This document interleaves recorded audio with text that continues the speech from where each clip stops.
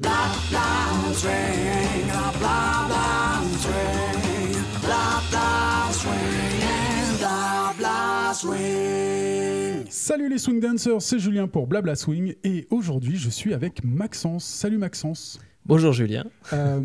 Traditionnellement, je demande à ce qu'on se présente, on donne quelques mots sur soi. Qu'est-ce que tu peux nous dire de toi ? Eh ben, je m'appelle donc Maxence Martin, je suis danseur de West Coast Swing, essentiellement maintenant depuis 15 ans, et même un petit peu plus, mais on reviendra sur le temps.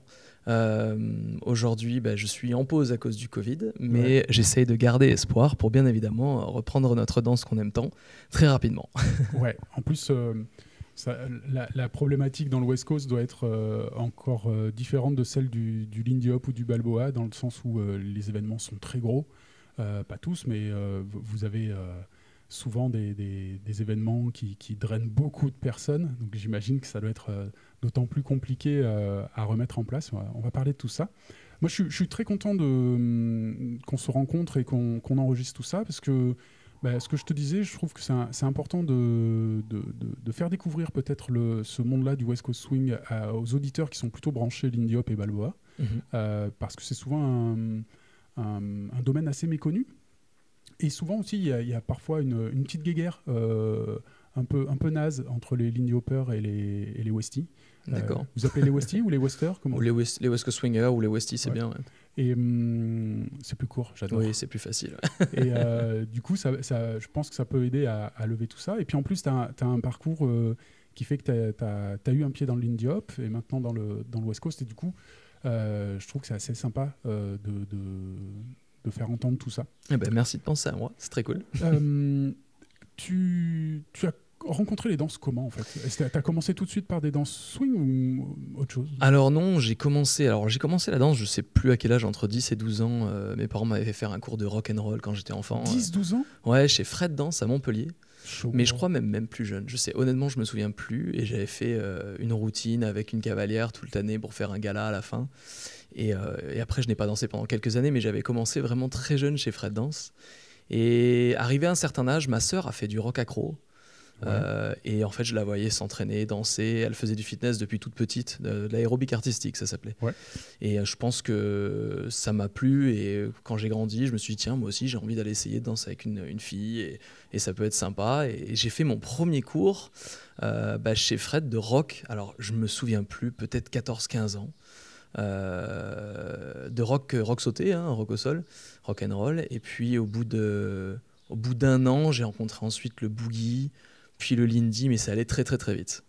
Mais oui, commencer par le rock. Par le boogie et le rock ouais, et le boogie. Alors je veux pas dire de bêtises sur les prénoms, mais Laurent Lamort peut-être, si je me souviens bien, dans le boogie, c'était une personne que je voyais s'entraîner avec Rémi, après que j'ai rencontré chez Fred Dance, Rémi Kwakukwame. Et je les ai vus et je me dis, c'est incroyable, c'est souple, on dirait qu'ils sont sur de la glace. C'était très beau. À l'époque, il dansait avec sa sœur. Oui. Et puis j'ai été attiré par ça et j'ai voulu essayer un cours. Je ne l'ai pas fait la première année puisque je me suis focalisé juste sur mon cours de rock, puis j'étais jeune, donc c'est pas moi qui contrôlais, c'était mes parents. Et petit à petit, j'ai vu les gens danser et je me suis dit, allez, je vais essayer un cours. J'ai fait du rock sauté avant. Ah ouais, j'avais une cavalière qui s'appelait Manuela à l'époque. Et on a fait du D, je crois que c'était une catégorie, c'était juste de l'artistique. Il n'y avait pas d'accro en fait. Oui, parce qu'elles sont costauds. Il y a des trucs de ouf. Ah oui, oulala, puis non, puis j'en étais pas là. Et puis j'avais un autre sport à côté donc, qui prenait tout mon temps, parce que j'étais un combattant de judo. Okay. Et donc c'était vraiment ce qui me prenait tout mon temps. La danse, c'était vraiment un loisir en plus, mais j'y ai pas passé beaucoup d'heures au début. Il y en a pas mal qui viennent des arts martiaux, qui ont ce parcours-là, et ça aide énormément. C'est similaire. C'est pas que c'est similaire, mais il y a beaucoup de cohérence entre les arts martiaux comme le judo ou le jiu-jitsu, où on travaille justement avec le poids du corps de la personne en face, et en danse, on va le retrouver. Et essentiellement dans le Lindy, dans le judo, dans le West Coast, je l'utilise tous les jours. Et c'est pour ça que c'est très utile, et je pense que des personnes qui ont fait des arts martiaux avant auront un avantage au niveau corporel lorsqu'ils vont faire de la danse de couple. Donc c'est très cool. Donc oui, j'ai commencé comme ça, judo. J'ai découvert le rock sauté. Et quelques années après, j'ai arrêté parce que j'avais eu des problèmes à l'école, parce que je faisais trop de choses. Donc j'ai dû faire des priorités, les études. Et je suis revenu ensuite dans un nouveau club c'était Jean-François Desquil, qui était arrivé à Montpellier, qui venait de Lyon d'ailleurs, hein, je le crois bien. Et j'ai dit, allez, j'essaye le boogie. Donc plus vieux, je devais peut-être avoir 16-17 ans. Et j'essaye le boogie, je fais quelques semaines. Et là, tout d'un coup, j'entends dans la salle d'à côté quelqu'un qui crie « Oh, ha, ha, ha, et oh !» Et je me dis « Mais qu'est-ce qui se passe ?» Il y en a qui crient à côté. Et je me dis « Attends, je sors 2 secondes, je vais voir. » Et là, j'ouvre la porte et je vois un petit jeune là, qui faisait des cours et qui commençait à crier « Swing out !» Et c'était Thomas Blachard qui donnait les cours chez Desquil. Et je suis tombé amoureux direct, c'était le Lindy Hop. C'était à Montpellier. Hein, c'était à Montpellier, ouais. Et j'ai vu le cours et je les voyais se régaler. Ouais. Et moi, je trouvais que mon cours de boogie était beaucoup plus calme, très scindé. Très scolaire, peut-être très aussi. Scolaire. Ouais. Et donc, j'ai dit, ok, j'arrête, je veux faire ça. Je veux ressembler à ça. Je sais plus, je crois que je l'ai trouvé comme des grenouilles à l'époque. Et je me disais, allez, je veux m'amuser comme ça. Ouais. Donc, j'ai arrêté direct et j'ai demandé à Thomas si je pouvais reprendre dans ses cours. Et j'ai fait une année avec lui avant d'aller faire toutes les soirées à l'Apollo, qui était son restaurant. Le mythique Apollo de son père. Ouais, oui, c'est là où on a commencé. Moi, c'est là où vraiment ma vie de danseur a commencé. Ah, puis à cette époque, il y avait un bouillon de culture là. Ah, c'était incroyable. On a eu des grands noms là-bas et ça a évolué. Et j'avais l'impression qu'on vivait là-bas. C'est-à-dire qu'on était jeunes, mais moi, j'y passais 4 soirs faciles par semaine. Donc, incroyable. C'est étonnant, ça, quand même. Tu vois, tes premiers cours de rock vers 12 ans, reprendre après vers 16-17, le regard de tes copains, copines, tout ça, sur le fait que tu danses, tu es un garçon qui danse et tout ça, le syndrome Billy Elliot, ça a été un peu là ou pas du tout? Je sais pas, honnêtement... Tu t'es même pas posé de question? Je me suis même pas posé de question. Attends, ça veut dire que tant mieux, t'en as pas souffert de ce truc-là? Non, j'en ai pas souffert. Mais déjà, j'étais très... pas éloigné, mais j'étais éloigné du scolaire, parce que le judo me prenait beaucoup de temps. J'étais vraiment, vraiment développé dans le judo à l'époque. Et c'est vrai que je passais moins de temps déjà à l'école.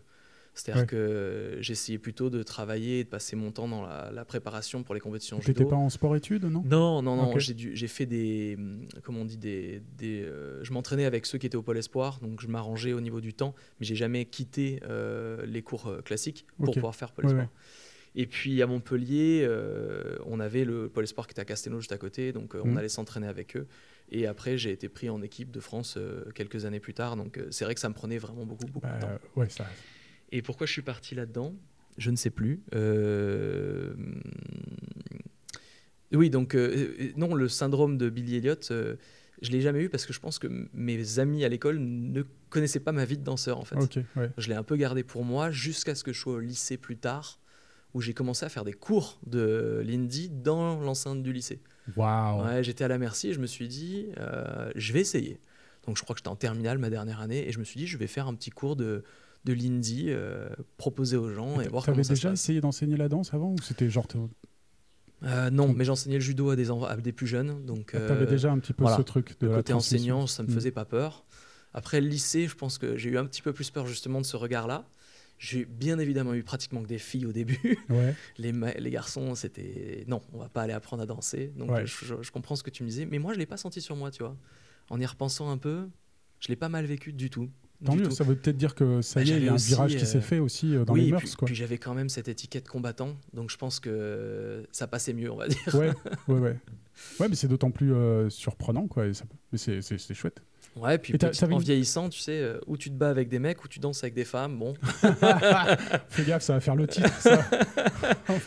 J'ai trouvé ça super sympa, quoi. T'avais une partenaire pour ce cours-là au lycée ou tu le donnais tout seul? Non, j'avais... Alors là, par contre, je suis désolé, mais je me souviens plus de son prénom. Mais je sais que j'avais enseigné avec Vera Nauburge, qui est la sœur de Charlène, que vous devez peut-être connaître aussi dans le Lindy Hop de Montpellier. La petite sœur de Charlène. D'accord.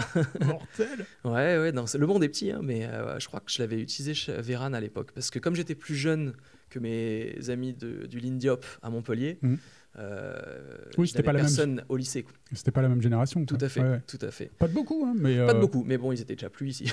Ouais. Mais je crois bien que sa sœur était avec moi. J'espère que je me trompe pas. Il faudra lui demander un de ces 4. Et donc du coup, 1 an de Lindy Hop en cours régulier, c'est ça? Oui, même pas. Enfin, c'était peut-être 5-6 mois chez Dekil. Et en fin de compte, je crois qu'on a fini la saison de chez Jean-François Dekil, donc on a fait janvier, peut-être juin. Et après, comme je faisais tous les cours, Thomas m'a pris sous son aile très très vite. Et je faisais tous les cours à l'Apollo, tous les soirs. De tous les niveaux, en fait? Tu mangeais tout et comme ça, puis c'est vraiment Thomas qui s'occupait de moi. Et Max à l'époque, Max Pitruzella qui était là bien évidemment. Et on était tous les 3 tout le temps ensemble à danser tous les soirs. Et j'ai appris comme ça. On passait nos soirées, nos nuits à regarder des vidéos, à essayer, et le lendemain à danser toute la nuit à l'Apollo. Ouais, c'était la grande époque, il y avait des danseurs d'autres villes qui venaient sur les événements de l'Apollo, tellement c'était mythique. Quoi. Alors j'ai dû en rencontrer pas mal. Après, au niveau des prénoms, c'est vrai que je suis plus dans le milieu du Lindy, mais je suis convaincu que certaines personnes pourront se reconnaître dans ces soirées-là à l'Apollo, ça c'est sûr. Et du coup, le switch, la rencontre avec le West Coast Swing? Alors, c'est venu grâce au Season and Swing, qui était un événement de l'Indy Hop, du coup, à la base. On avait l'Indy et Balboa, je crois, les 2 premières années.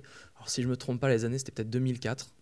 Alors, c'est peut-être plus vieux, je ne sais plus. Je me souviens plus. Il faut écouter l'épisode d'Olivier et Natacha, ils en parlent aussi. Ouais. Moi non plus, j'ai plus les dates en tête. Mais c'est possible que ce soit 2004, c'est possible. Ça semble plausible. Donc, la première année, il n'y avait pas du tout de West Coast, c'était vraiment l'Indy Balboa. Donc la première année, je crois que j'étais aussi étudiant Lindy Hop. Ouais. Et la deuxième année, on a eu un week-end, donc c'était sur la semaine, et le week-end, on avait eu, je crois, 4 heures de cours de West Coast avec Jordan et Tatiana. Paco était rentré dans le staff justement d'organisation et dans le Season, et avait fait venir ces 2 jeunes à l'époque, qui sont très connus aujourd'hui, bien évidemment. Mais ça a été les premiers à venir en France, et dans le sud au Season, enseigner 4 heures. Et on va dire que tous les bons danseurs de l'Indy, ceux qui faisaient partie de la région, tous les profs, on avait tous fait ces cours-là avec eux. Ouais. Et ça avait été le début, en fait. Le début, et puis moi, j'ai accroché peut-être plus que d'autres à ce moment-là. La musique, Jordan et Tatiana, le côté exotique.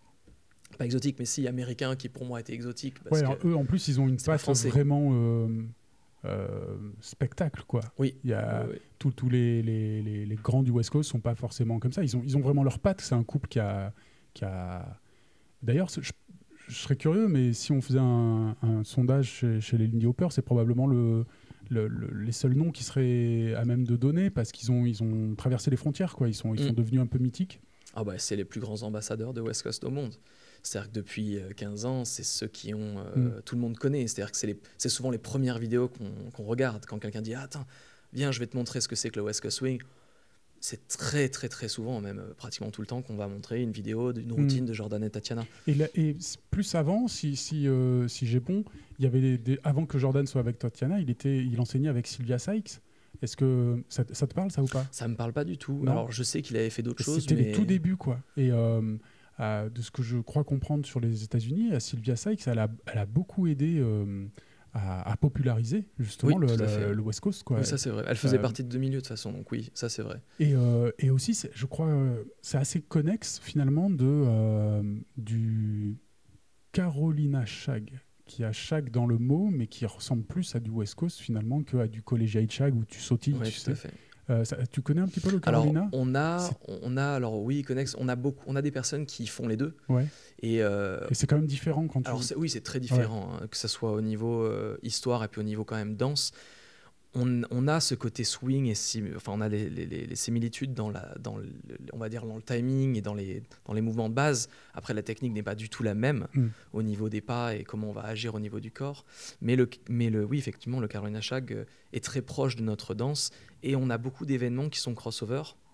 Aux États-Unis, surtout, je parle, entre ces deux, dont le plus à Atlanta, le plus connu, c'est Grand National, qui est l'US Open de Shag pour eux, et l'US Open pour nous, c'est notre plus gros prestigieux championnat à la fin de l'année en novembre. Et pour eux, c'était Grand National, sauf que c'était aussi West Coast. Donc on était souvent avec eux et on rencontrait cette communauté très souvent. Et on a d'ailleurs des gens comme Brenner Gorry, qui étaient, alors ça c'était nouvelle génération, qui ont gagné dans le milieu shag et qui est arrivé dans le milieu West Coast et qui a gagné dans le milieu West Coast. D'accord. Avec Tori Smith, qui s'appelle Tori Zawi aujourd'hui. Okay. Mais effectivement, tous les deux ont gagné dans la catégorie de Jordan Tatiana en classique en West Coast. Donc on a eu des gens qui ont fait les deux et qui ont réussi à s'en sortir. Encore, alors plus anciens, on a eu Kaliski, qui pareil, qui a fait les deux avec Brent, qui son ancien mari et qui était pareil, des stars du shag. Et c'était très intéressant de voir justement les similitudes et les différences. Mais on arrivait à avoir ce côté swing dans la compétition qui était incroyable. Ah ouais. Et toi, il y en a beaucoup qui... j'ai interviewé Olivier et Natacha qui, pareil, sur ce festival, ont rencontré le West Coast et ont croqué largement dedans, sans basculer complètement dedans. Alors que toi, oui. Ouais. Est-ce qu'il y en a eu d'autres comme ça qui ont eu... Alors le coup de foudre et qui ont... Je me souviens plus d'exactement qui était à ce premier cours. Bon, alors Paco, forcément, puisqu'elle l'organisait. Et c'est vrai qu'après, elle a continué le West Coast complètement. Et c'est elle qui a conservé le Season pendant des années avant que ça explose en France et en Europe. Mais Nicolas Bourget de Toulouse, qui était là, je crois, dans ce premier cours. Jérôme Fernandez. Je me demande si la première année... Je ne sais pas si Olivier était la première année, mais c'est sûr même d'ailleurs. Olivier Massard, oui. Je pensais aux autres de Lyon qui sont arrivés un peu plus tard, mais c'est peut-être l'année d'après. Mais peut-être qu'Olivier était là déjà la première année avec nous. Donc oui, par exemple, Olivier, s'il était la première année, ce sera à vérifier, mais lui, pareil, qui a complètement changé, qui était Boogie Lindy à l'époque, je crois plus Boogie d'ailleurs en compète, et qui a complètement explosé dans le West Coast et qui aujourd'hui est toujours un des pionniers dans le West Coast en Europe, en France et en Europe. Et justement, l'histoire du West Coast en France, là, ce festival Season and Swing, c'est ça? Season and Swing. Les 3S, là, c'est ça. C'était un des premiers où il y avait déjà des choses en West Coast qui existaient en France? On a eu déjà ces discussions, je me souviens, de personnes qui disaient non, on a eu quelque chose avant à Paris, mais c'était, pour avoir vu certaines personnes le danser, pour moi, c'était pas le même West Coast. Alors, est-ce qu'il y avait une similitude avec du East Coast Swing, qui était une autre danse aussi des États-Unis? C'est possible. Oui. Mais pour nous, on va dire, pour ceux qui aujourd'hui... on va dire qu'on est les ambassadeurs en Europe aujourd'hui du West Coast. On a vraiment commencé, pour nous le début c'est le Season. Ouais, d'accord. C'était vraiment les débuts. Hein. Tout à fait. Ouais. Et c'était, mais c'était sous l'effigie de la transmission des Américains. C'est ça, complètement. Okay. Ah oui, complètement. De toute façon, le premier couple qui nous a amené ça était Jordan et Tatiana.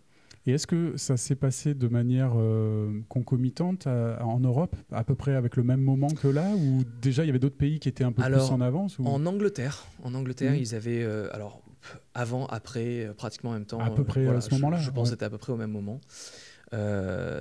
D'anciens profs qui étaient allés là-bas. Alors quand je dis anciens, juste de la génération d'avant, je pense à Robert Cordoba, son frère était aussi dans les ballrooms et qui allait aussi avant en Angleterre, comme Mario Robot qui était parti, puis après il y a eu Robert Huston. Je dis des noms qui parleront peut-être pas à tout le monde sur le podcast, mais c'est des gens de notre milieu, nos mentors à nous, nos anciens à nous, et qui sont pour certains toujours actifs d'ailleurs aujourd'hui, mais eux sont allés en Angleterre peut-être plus tôt, ou dans les mêmes années. Ouais. Donc en Angleterre et la France ont été un peu le berceau, et je pense qu'il a fallu 4-5 ans pour que ça commence à se développer dans les pays voisins et puis après en Russie et puis dans le reste du monde. Parce que là, en fait, tu me dis environ 2004, en fait, quoi, tout ça, ça a 15 ans, 16 ans. Oui, bien sûr. Ouais. C'est ouf comment ça a explosé de dingue partout. Quoi. Je pense que ça a mis 5 ans pour exploser complètement, dans le monde entier.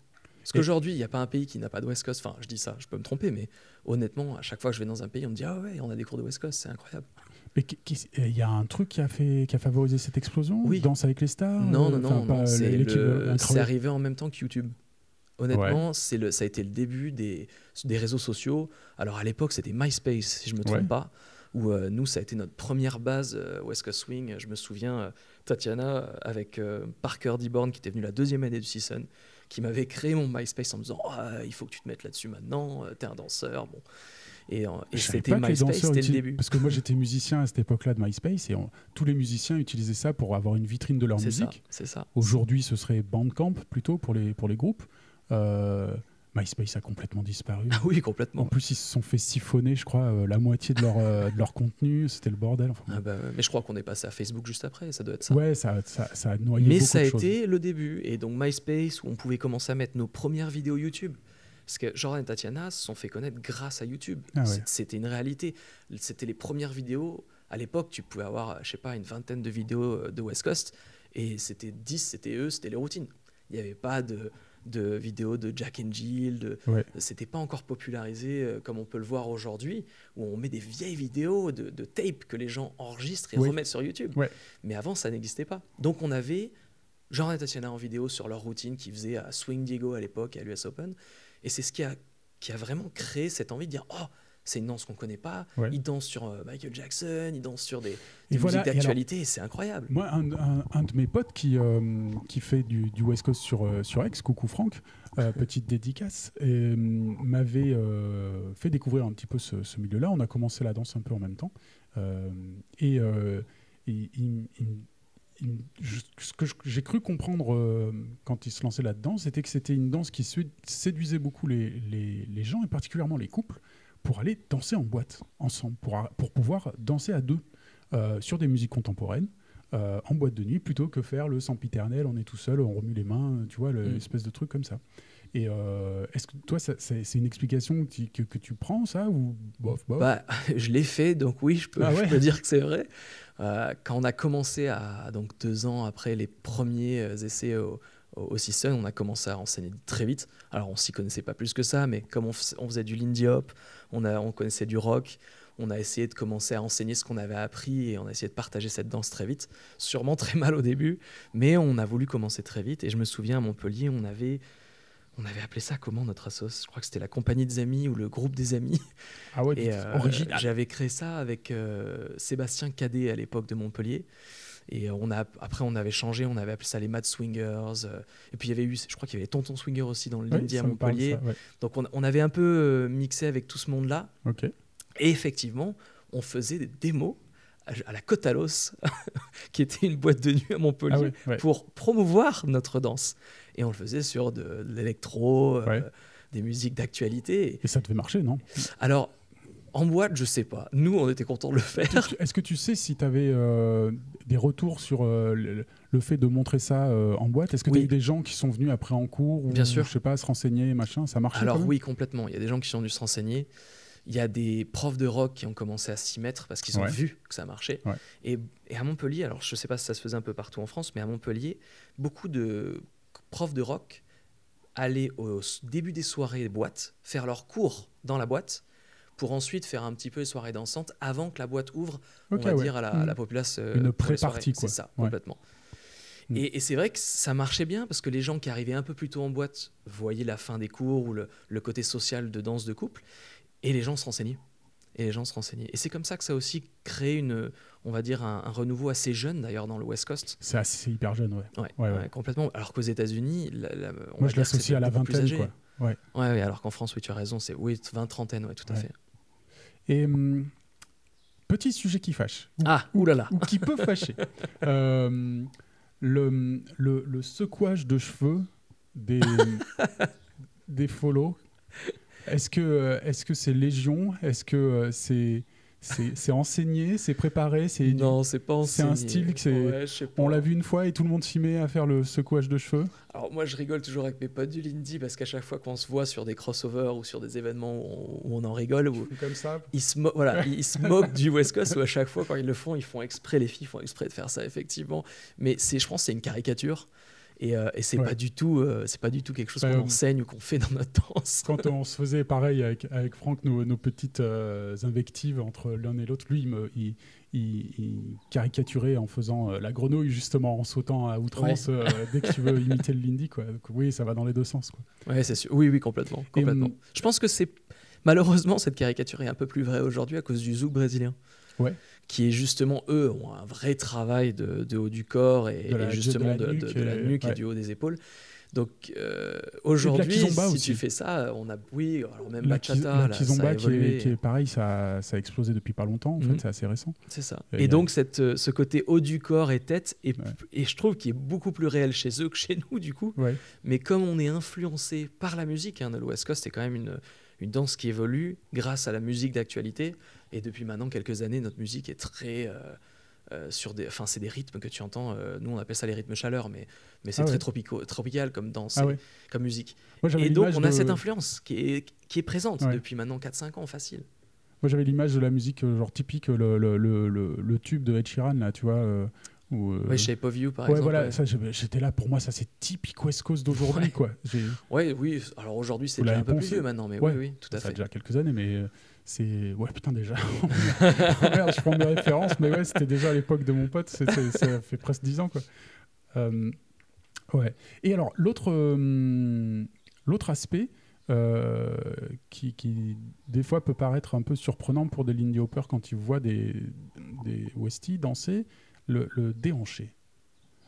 Olivier et Natacha m'expliquaient que c'était dû au fait que sur le pas de base, vous avez ce que vous appelez un encore step, vous ancrez votre pas. Et du coup, ça fait éventuellement remonter un peu les hanches et ça peut donner l'impression que vous tortillez du cul.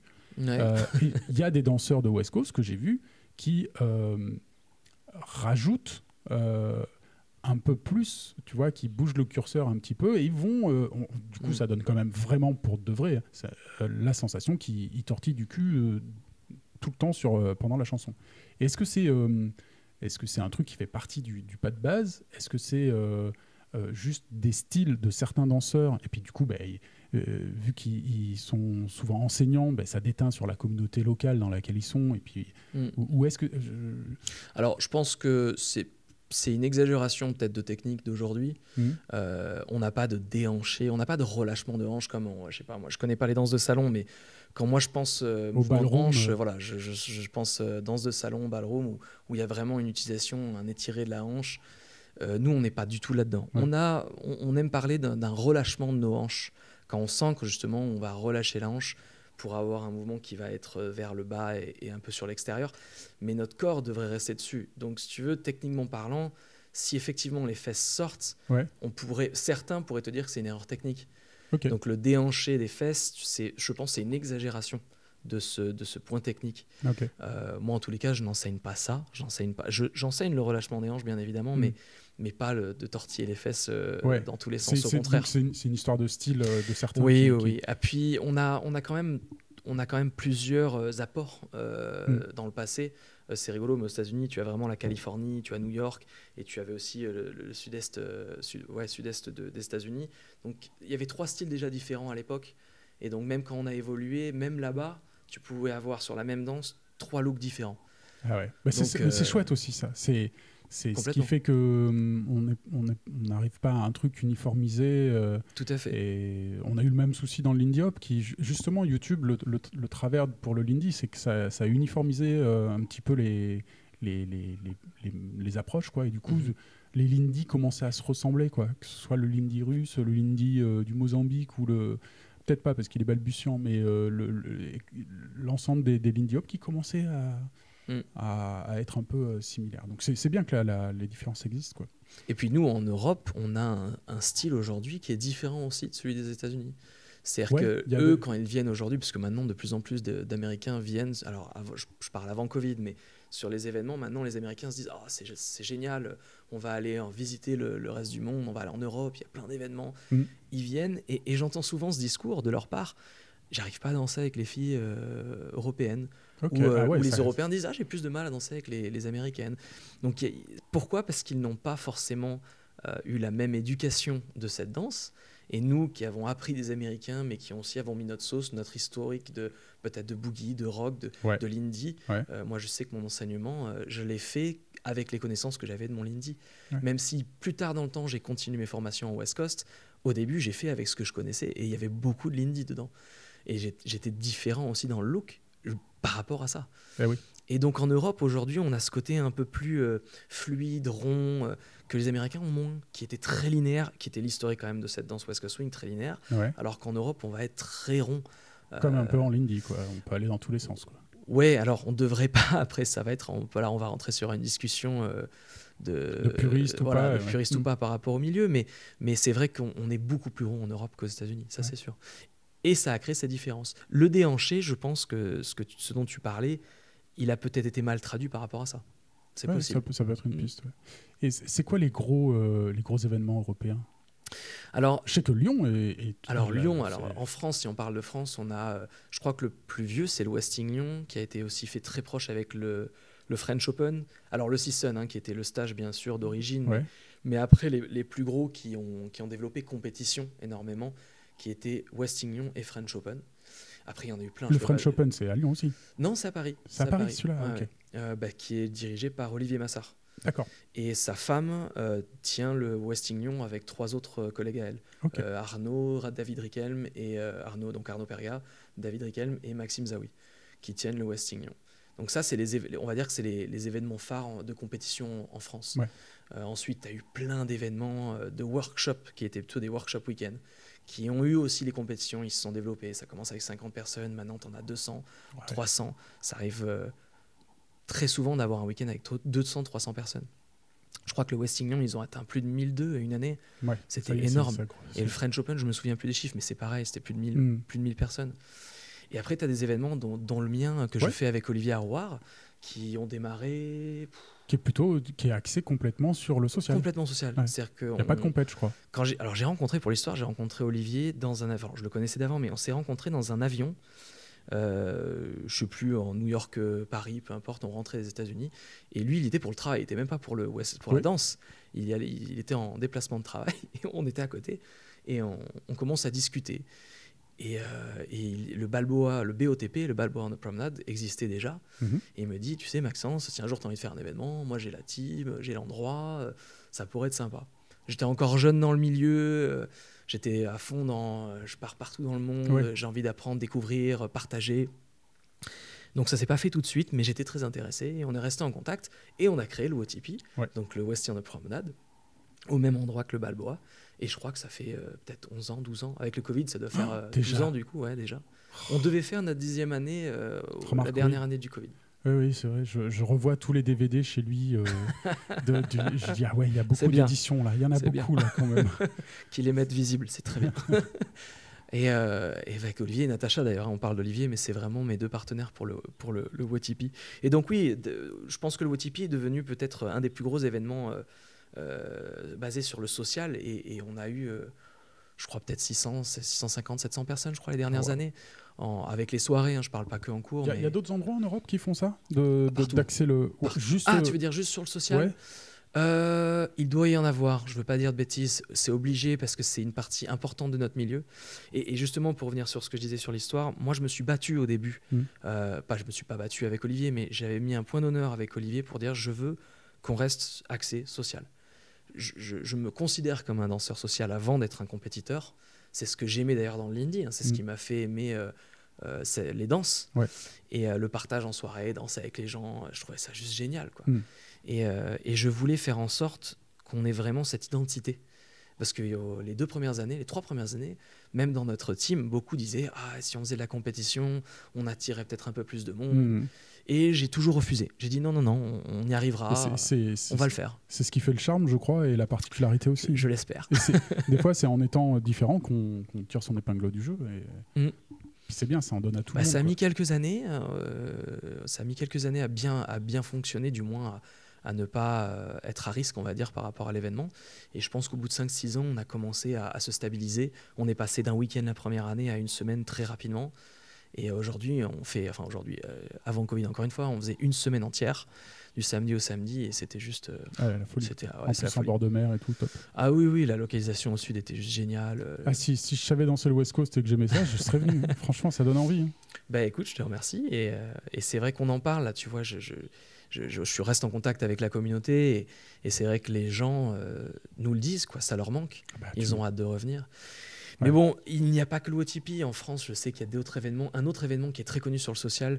Alors, ils ont des compètes, mais c'est quand même... ils ont gardé un cœur social qui est à Toulouse, justement, avec Nicolas Bourget, dont je parlais, qui était un des anciens avec nous.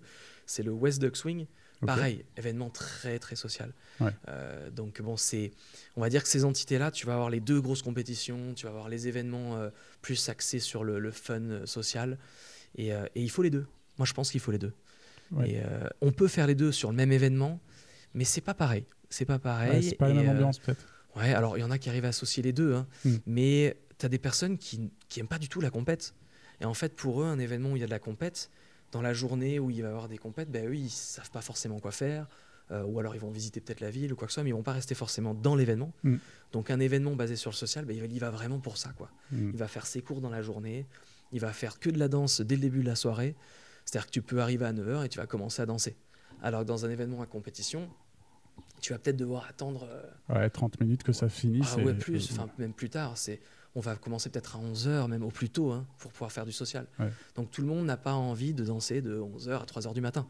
Certains ont peut-être envie de danser de 9 à minuit et puis aller dormir. On n'a pas tous le même rythme. Ouais, clairement. Et donc je pense qu'il est important d'avoir ces deux domaines pour la communauté, pour le développement de notre danse. Il y a des villes en France où ça prend pas le West Coast? Je pense pas. Ah ouais. Je pense pas. Honnêtement, ce serait intéressant d'avoir une discussion de savoir quelles sont les villes qui n'ont pas de West Coast. Mais aujourd'hui, j'ai l'impression que là où il y avait des cours de salsa, de rock, là où la danse existait, le West Coast s'est implanté. Vraiment. Ouais, c'est dingue. Parce que nous, c'est complètement dingue. Pour le Lindy, pendant très longtemps, Marseille, par exemple, deuxième ville de France, ça a été très compliqué. Et là, ça y est, ça se réveille depuis 2 ans. Ça y est, il y avait une association de pratiques. Puis maintenant, ça y est, il y a 2 structures qui enseignent et tout. Mais c'est très balbutiant. Et en plus, c'est venu être fauché par la Covid. Mais c'est dingue de se dire que la deuxième ville de France... pour le Lindy, il y a des filles où ça n'a pas pris, quoi. Même, il suffit d'une personne, en fait. Bah, souvent, c'est ça. On parle de Marseille. Je pense que Marseille, le bassin dans le sud, a été développé. Par exemple, je pense à une personne, Jérôme Fernandez. Honnêtement, il est là depuis le début aussi. Ouais, mais nous, on l'appelle le GG de Marseille parce que c'est chez lui là-bas et il a développé toute cette zone en West Coast. Ouais. Mais il suffit d'une personne. Il suffit d'un passionné et ça suffit. Ça suffit. Jérôme en est l'exemple concret pour le Sud. Sébastien à Montpellier aujourd'hui qui est toujours là-bas. À Bordeaux, ça prend un peu ? Oui, bien sûr, à Bordeaux. Ouais. Alors à l'époque, il y avait Achille qui avait développé aussi le salsa on the beach. C'était le SWAB, Salsa West Coast Swing on the beach, qui existe toujours d'ailleurs, qui va revenir cet été si je me trompe pas.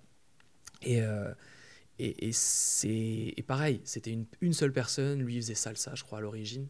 Et puis voilà, il a rencontré le West Coast, il a voulu mixer les deux et ça a développé toute la zone Bordeaux, La Rochelle, tout ce qui était autour. Et oui, donc ça a évolué très très vite.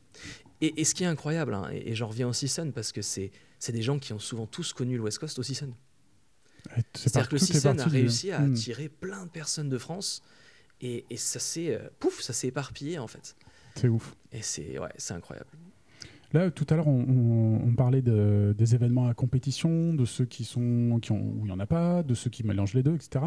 Avant de commencer la discussion, on parlait tous les deux de compétition. Et ce que tu évoquais, je trouve, est très intéressant à faire connaître.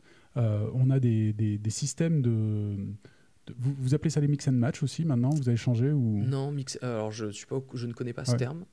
Tu sais, je te parlais de cancel culture tout à l'heure et tout. Le problème de ce truc-là, c'est que il y a eu tout un tas de débats sur le fait que c'était beaucoup trop genré, Jack and Jill, et que ça enfermait dans les rôles de danse en fait. Jack appelait le leader et Jill trop la follow, et que du coup ça donnait pas envie aux hommes qui voulaient faire follow par exemple dans une compétition, et aux femmes qui voulaient faire leader. Ça n'enjoignait pas à ça, quoi. Donc du coup ils ont essayé de trouver un truc un peu plus gender neutral, qui serait mix and match. Alors parfois aussi c'est luck of the draw, le tirage au dé, quoi, en fait, tu vois, le truc et du coup, donc nous, on a assez peu de niveaux de compétition. On a généralement Open et Advanced. Et toi, tu m'expliquais que vous, c'est pas pareil. Ouais, alors pour revenir sur ton No Gender, ça fait quelques années maintenant qu'on en parle déjà. Ouais. Vous n'allez pas y échapper. Hein. Non, mais on est dedans. Hein. C'est que je connaissais pas le terme, mais cette discussion existe depuis quelques années maintenant. On a des personnes qui se battent et qui se battent toujours aujourd'hui pour j'ai envie de dire légaliser, mais ouvrir l'esprit par rapport à ça. Ouais. Que ce soit déjà dans les cours, déjà premièrement, accepter, tolérer, dans les soirées, mais aussi dans les compétitions. Ouais. C'est très genré le West Coast. C'est très... mec qui lead, femme Oui, qui ça arrive. follow. Oui, ça arrive. Ce que je veux dire, c'est très comme ça, ou est-ce que des fois, il y a deux hommes qui dansent ensemble? Non, ça switch souvent. Ouais. J'avoue que je serais le premier à le faire en soirée. Alors c'est vrai que je le fais pas avec tout le monde en soirée, Oui. les étudiants, mais entre nous, entre amis par exemple, ça m'arrive de danser avec mon meilleur pote Maxime, qui d'ailleurs danse super bien en fille, et c'est une autre dimension, c'est une nouvelle dimension. Donc je comprends très bien que les gens veuillent le faire, et j'ai rien contre ça d'ailleurs. Au niveau compète, ça a été au niveau de la compétition des classiques et showcase. Je sais qu'aux États-Unis, ça a été assez compliqué parce que il y avait des discussions où on disait oui, mais c'est pas ce n'est pas la même valeur athlétique. Quelqu'un qui va faire des accros, peut-être que deux hommes auront un avantage sur deux femmes, ou une femme, un homme, et un homme, une femme. Donc il y avait pas mal de questions au niveau comment on va pouvoir juger ça. C'était pas forcément... Alors, il y a eu des refus, des puristes ont eu beaucoup de mal avec ça. Okay, ouais. Mais outre les refus puristes, il y a eu aussi une réelle question de comment on va faire pour juger une femme qui guide, un homme qui follow, ou deux hommes qui vont faire des accros, ou deux femmes qui vont faire des accros. Okay, ouais. Donc, c'était intéressant et pas si facile que ça à gérer. Je t'avoue que j'ai pas forcément suivi ce débat depuis 2 ans. Et on va vite voir là, cette année quand on va revenir, j'espère, je le souhaite, sur nos compétitions à l'US Open, il va sûrement y avoir de nouvelles règles, et ils essayent de développer, ils restent ouverts à ça, donc ça c'est très bien. Oui, ils sont pas sanctuarisés dans une grotte. Tout à fait. Et les Jack and Jill, donc ce que tu disais tout à l'heure, alors nous on a beaucoup de niveaux. On a ce qu'on appelle newcomer d'abord pour les nouveaux arrivants, après tu as novice, tu as intermédiaire, tu as advance, tu as all-star et tu as les champions, qui sont les professeurs. Master, champion. Alors master, c'est plus de 50 ans, plus de 45 ans, je crois que c'est redescendu. Ah, donc c'est encore au-dessus, il y en a 7 en fait. Oui, il y en a plus, et il y a les sophisticated qui sont plus de 35 ans. Donc voilà. C'est hyper codifié en fait. Je t'en ai 17 là, ouais, je t'en ai 17. Ouais.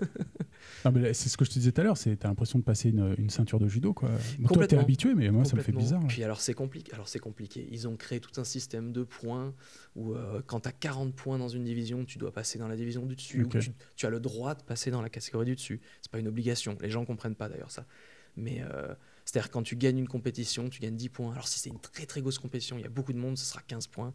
Il y a des tiers, c'est des calculs qui ont été réalisés et créés par des fédérations de danse qui sont la WSDC chez nous. Et... Ouais. Ça rappelle un peu le fonctionnement du boogie, presque un peu. Alors je m'y connais pas assez pour comparer, mais je pense, oui, complètement. Mais donc oui, c'est très codifié. Alors comme je te l'ai dit tout à l'heure, moi je suis pas le plus grand compétiteur. Je pousse pas à ça parce que j'aime beaucoup plus le côté social. Après, la compétition fait partie de notre milieu. Je l'ai fait aussi.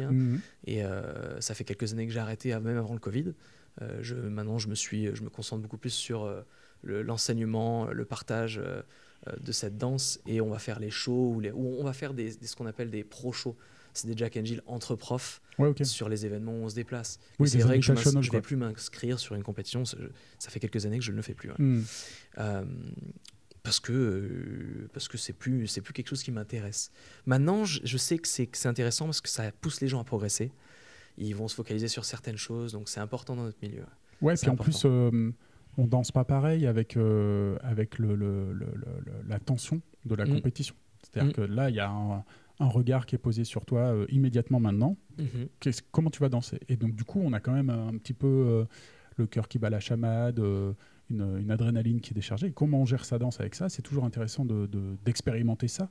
S'il y en a qui n'ont jamais fait de compète, essayez pour être sûr de vraiment pas aimer ça. Oui, bien sûr. Mais de n'avoir jamais fait et puis dire que c'est naze. Ça s'apprend, c'est un travail, c'est une découverte.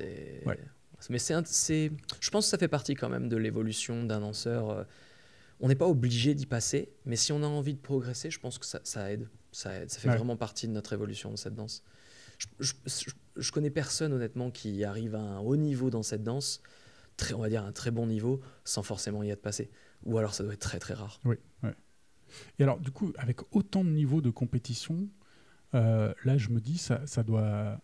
Me dis pas qu'il y a des événements où ils organisent, t'enlèves le master et le sophisticated. C'est dimanche. Sophistiqué, c'est le 35 ans, c'est l'âge sophistiqué. Ah ouais. Et master, c'est encore plus que. Dans le jargon, tu vas dire c'est les vieux. Ah ouais. Très sophistiqué là. Et me dis pas que sur les événements, t'as 5 niveaux de compète, quoi. Ah bah si, pratiquement aujourd'hui. Mais c'est C'est-à-dire que ça a ingérable, comment tellement tu fais évolué. ça? Ah bah c'est compliqué. Hein. Mais alors tu vois, on va dire que dans les 10 ans, les 10 dernières années en Europe et dans le monde, au début on avait Novice, Inter et à certains événements Advance.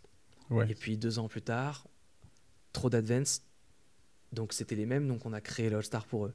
Ouais, bah ouais, Et ok. donc en fait, plus en plus il y a de monde, et on va créer une nouvelle division. Sinon, tu vas te retrouver avec 400 personnes dans la même division, et en fait on peut plus le gérer, c'est ingérable. Donc ils créent des nouvelles divisions. Je crois qu'il y a encore 2 ans, ils parlaient de rajouter une nouvelle division entre All-Star et Champion, ou entre Advance et All-Star. Je sais pas s'ils sont revenus dessus honnêtement aujourd'hui, mais on était encore en discussion pour pouvoir en créer une nouvelle. Mais alors, quand t'es prof sur un gros événement, je sais pas moi, pouf, on t'invite à un truc en Hongrie, il y a du West Coast en Hongrie? Oui, bah alors écoute, c'est rigolo que tu dises ça, mais en Hongrie, on va dire que c'est devenu la base du plus gros événement en Europe. Bah, j'ai dit ça parce qu'en Lindy, il y a un gros truc aussi. C'est au même endroit, je crois. Le Lindy Shock sur les péniches, là. En fait, c'est le même endroit. Sur les péniches aussi? Oui, je crois que alors là où vous le faites, c'est là où il y a, comment ça s'appelle l'hôtel? C'est le Continental, c'est ça? Ouais, peut-être, je sais pas. Alors, t'as les péniches et juste en face, tu as le Continental. Ouais, et là où sont logés les profs, ouais. Le plus gros événement West Coast, j'ai pas envie de dire au monde parce que je peux peut-être me tromper, mais en Europe, c'est sûr, c'est le Budapest. Ah, qui mais se oui, passe d'accord. là-bas. D'accord, ok, c'est vrai. Et qui est dans cet hôtel-là. J'ai souvent vu passer. Et le dimanche soir, ils font. Alors, déjà, dans le semaine week-end, ils font les cours sur la péniche, comme vous, en Lindy. Mais le dimanche soir, c'est la soirée où on fait la danse sur le bateau, quoi. Ok, ouais. Et ça, c'est vrai que c'est mythique. Ouais. C'est devenu un événement que tout le monde fait aujourd'hui en Europe. D'accord. et donc, admettons, tu vois, t'es invité comme prof là-bas. Prof, t'es contrat et tout pour faire prof, tu donnes des cours. Et tu dois faire les compètes. Tu dois faire. Juge, tu veux dire, ou compète? Juge. Je juge, ouais. C'est des journées de 26 heures, là. Alors, le Buda, pour avoir travaillé au Buda depuis le début. Ah oui, tu j'y participe depuis les premiers, puisque j'ai eu la chance de pouvoir enseigner, je crois, le premier workshop en Hongrie avec Katia, une Russe à l'époque, pour Adam Erita, qui détiennent aujourd'hui le Budapest. Okay. Et on avait fait le premier workshop là-bas. Il y a, je ne sais même plus combien d'années, peut-être 12-13 ans. Puis après, le Buda s'est développé avec John Lindo et je sais, peut-être Jessica Cox, je crois, à l'époque. Ouais. Donc, qui avait fait la première année. Jordan et Tatiana aussi qui ont démarré. Et ça a démarré comme ça. Et on était dans des hôtels qui n'étaient pas terribles au début, mais il fallait bien commencer quelque part. Et tu as raison, on avait un emploi du temps qui était juste incroyable. On commençait nos cours à 9h du matin. Oh, mais c'est affreux, ça. Bon, ça a changé, hein, mais on commençait à 9h du matin. On enseignait toute la journée. Et on commençait les jugements vers 3h de l'après-midi. Et on les finissait, je crois, une des plus grosses années. Hein, on les finissait à 2h du mat. Ou 1h du matin. Non, et à 1h du matin, nous, on faisait nos shows à nous. Et on recommençait pendant 3 ou 4 jours comme ça, 9h du matin, 2h du matin. Et c'est un des premiers événements où on ne pouvait plus faire de danse sociale. C'était juste, en tant que prof, hein, c'était juste pas possible. Parce que sinon, on tenait plus, quoi. C'était pas possible. Ouais. Même là, tu fais ça 3-4 jours d'affilée, ton corps, il dit non, c'est bon, stop. Au revoir. Mais ça reste notre plus gros contrat dans l'année, hein, honnêtement, toujours aujourd'hui. Hein. On enseigne, je pense, entre 12 et 15 heures dans le week-end.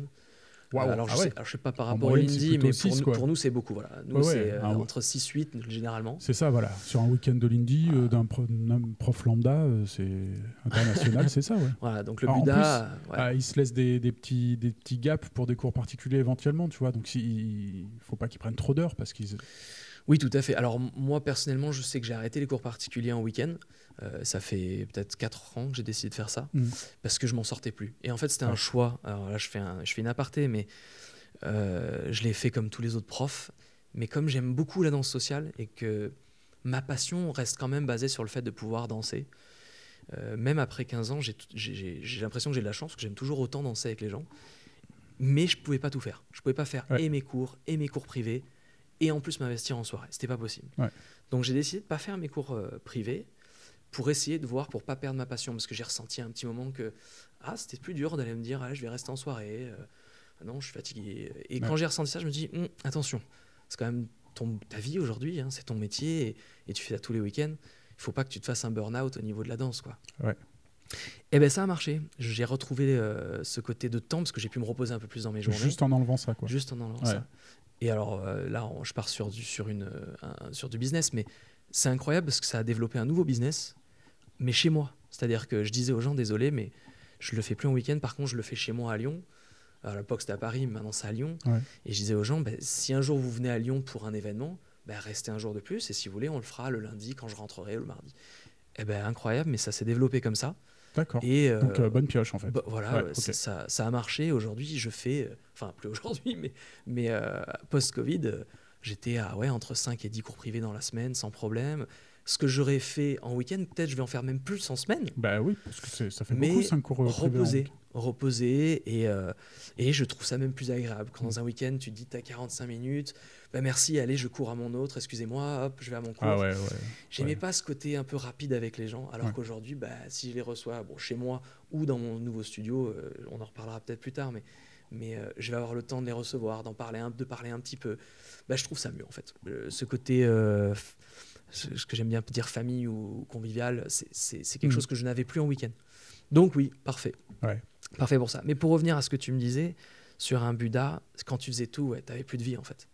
C'est-à-dire que moi aujourd'hui, un Buddha, les gens, je vois mes élèves, mes amis qui me disent c'est un des meilleurs événements, on adore et tout. Moi, je ne peux pas le voir comme ça. Je vois bien que les gens adorent et que c'est incroyable et nous, on le vit super bien en tant que prof, mais on ne le vit pas comme eux. On ne peut pas s'amuser, on ne peut pas faire la fête comme eux. Et puis la ville est quand même incroyable. Ouais. Les gens, ils vont dans les bains, dans les thermes. Enfin, c'est un week-end pour eux qui est super. Il est vraiment super. Puis on mange bien là, le goulash. Goulash souple. Et au niveau économie, si tu veux, ça reste aussi un endroit qui est accessible pour beaucoup de gens en Europe. Et c'est pour ça aussi qu'ils ont fait le buzz. C'est vrai. C'est que c'était accessible pour beaucoup de pays de l'Est. Et c'est ce qui a fait que tout le monde pouvait aller à Budapest, quoi. Ah ouais. Même c'est vrai, pour l'Indy, c'est un truc, il y a un petit budget avion pour y aller, mais le pass du Lindy est tout à fait honnête. Il est ni trop cher ni pas assez. Il est dans les normes. Puis après, tu te récupères vraiment sur logement et bouffe. Là, d'un coup, ça vaut le coup. Et comparé, ça fait la différence. Sur 4 jours. C'est une réalité. Hein. Si on parle argent sur un week-end, ceux qui vont pouvoir faire en sorte d'économiser, on va choisir ces événements-là. C'est normal. Hein. Et du coup, sur des gros événements comme ça, est-ce qu'il y a encore un peu de place pour la danse sociale ? Alors, énormément sur certains de ces événements. Alors, le Buddha en est un exemple. Parce que malgré les compètes, ils arrivent à... Ouais, alors là, on revient sur la question, ça ne s'adresse pas à tout le monde. Okay. C'est vrai que tu vas avoir beaucoup de jeunes à Buddha parce que les soirées vont commencer généralement après 1h du matin. Et ils vont en fait danser jusqu'au petit-déj. Ouais, okay. Et c'est le côté très classique de... Il y en a qui vont faire la fête, même dormir, et qui viennent en soirée qu'à 2h du mat. Ouais, okay. Et en fait, ils vont faire de 2h à 8h, et ils vont aller au petit-déj avec les copains. Ils ont un buffet super en plus là-bas. Et puis ils vont se coucher. Il y en a certains qui font même pas les cours, ils vivent comme ça. Quoi. Ils dorment la journée, complètement ils se reposent, décalé par rapport à d'habitude. Donc certains arrivent à trouver ce côté social dans ces événements, mais généralement les compétiteurs vont peut-être pas faire autant de social et ceux qui font les cours, parce qu'il y a quand même beaucoup de cours, se couchent plus tôt aussi. Donc tu vas voir, comme il y a beaucoup de monde, tu vas avoir plusieurs types de personnes sur le même week-end. Ouais. Okay. C'est la seule chose que je reproche à ce genre d'événement pour moi, c'est que j'ai l'impression de voir personne. Et quand tu parles à quelqu'un 3 mois après, j'étais au Buddha, je t'ai pas vu. C'était tellement grand, je t'ai même pas vu. Ouais. Et parce que tu peux ne croiser qu'un tiers d'événements, quoi. Aux États-Unis, il y a des trucs aussi gros Oui. Alors je suis moins investi aux États-Unis depuis quelques années, mais oui, on a beaucoup de gros événements. Je pense là comme ça en y pensant, je pense à Swing Diego qui a fait partie de l'évolution, je pense, des événements en Europe. San Diego ? Ouais, San Diego. À San Diego, ça s'appelait le Swing Diego, qui a été un des premiers aussi médiatisés grâce à Jordan et Tatiana, parce que c'était leur routine. Je crois qu'une de leurs premières routines qui avait été vue sur YouTube était Swing Diego. Et puis c'était on va dire que c'était l'endroit où ils faisaient la fête, quoi. On voyait que c'était vraiment un événement fête. San Diego, c'est la Californie ou je confonds ? Tout à fait. C'est Californie, sud de la Californie. Truc qui est au Texas. Non, je confonds avec San Antonio. San Antonio, ouais, non, c'est différent. Je comprends. San Diego, tu as Los Angeles, c'est à San Diego qui est à 2 heures en dessous. Ça m'amène à te demander justement quelles ont été, toi, tes principales influences, les danseurs, danseuses qui t'ont... Au niveau de mon historique, donc forcément Jordan et Tatiana qui ont été les premiers que j'ai vus. je suis allé vivre aux États-Unis en fait 2 ans après. Donc à mes 20 ans, j'ai tout plaqué en France et je suis parti là-bas. Et j'ai emménagé à San Diego. Et à San Diego, j'ai rencontré Michael Kim qui détenait un studio à San Diego qui était connu, le studio Starlight. Et j'ai commencé à faire mes cours tous les soirs là-bas. J'ai découvert Parker qui était sur place, Ronnie De Benedetta, j'espère que je le dis bien, Brandy qui a fait partie de mes plus grands mentors là-bas. Et puis bien évidemment à Los Angeles, tu avais Jordan et Tatiana, Ben Morris, un peu plus haut. Il est de là-bas, Ben Morris. Ouais, Ben Morris est de là-bas aussi. Après, tu as Kyle et Sarah qui ont été aussi mes grandes influences sur côté Californie. Donc ça, c'est les personnes c'est qui pas un ancien Lindy Hopper aussi, Ben Morris? Morris, complètement. Ouais, c'est ce qui me semble, hein, voilà. Il a gagné l'US Open en Lindy. Je crois qu'à un moment, je vous confondais tous les deux. sur Facebook, j'étais là, attends, mais non. T'es pas le premier à nous le dire. Ouais, c'est mon frérot. Mais avec Ben, si tu veux, on s'est connus aussi par le biais du Lindy avant et avec Erang. C'est-à-dire que moi, avant de faire du West Coast, donc j'ai fait du Lindy, et je crois que mon premier stage international, c'était Erang. Ah ouais, t'as commencé à être dur, quoi. Et en fait, là-bas, la deuxième influence après Jordan et Tatiana que j'ai rencontré, c'est Pete Green. Ah, je vois pas du tout. Alors Pete Green, qui est un West Coast Swinger et un Lindy Hopper, et en fait, qui était à Erang, et qui était le seul Westie qui était là-bas, en fait. Et j'ai passé la semaine avec lui, en fait, et je l'ai découvert. Et je me suis dit, trop bien, mais lui, il fait du Lindy, mais je vois du West Coast dans son mouvement. Et bon, alors il est unique, hein, on l'appelle Monsieur Univers, pas pour rien. Il est assez incroyable. Il est plus trop actif maintenant, ça fait quelques années qu'on le voit plus sur la scène. Mais ça a été une de mes grosses influences, justement, parce qu'il faisait les deux. Et c'est comme ça que j'ai connu Ben juste après. Et c'était super. Mais en revenant après sur mon histoire aux États-Unis, Kyle et Sarah, qui étaient la génération, même génération de Jordan Tatiana, mais un petit peu avant aussi. Qui était juste avant eux, qui gagnait les plus grosses compétitions juste avant, génération d'avant.